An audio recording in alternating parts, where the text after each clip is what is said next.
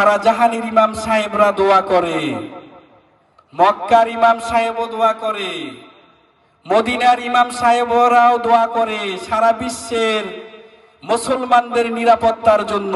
কথা ঠিক কিনা? কিন্তু শাহজাহানের মুসলমানরা নিরাপত্তা কোথায় পেল?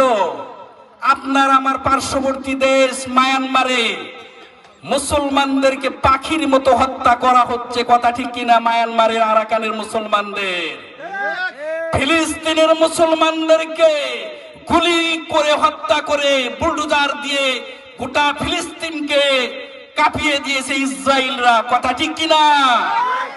সারা পৃথিবীতে মুসলমানরা আজকে নির্যাতিত, নিপীড়িত।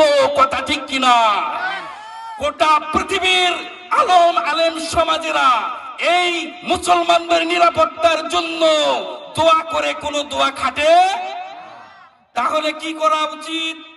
আমাদের নেক আমলওয়ালা হতে হবে। কথা ঠিক কিনা? আল্লাহ তাআলা ওয়াদা দিয়েছেন যে দুনিয়ার শাসন ক্ষমতা আমি তোমাদের হাতে তুলে দেব, সারা পৃথিবীতে ইসলামকে প্রতিষ্ঠিত করে দিব, আর কি করে দিব?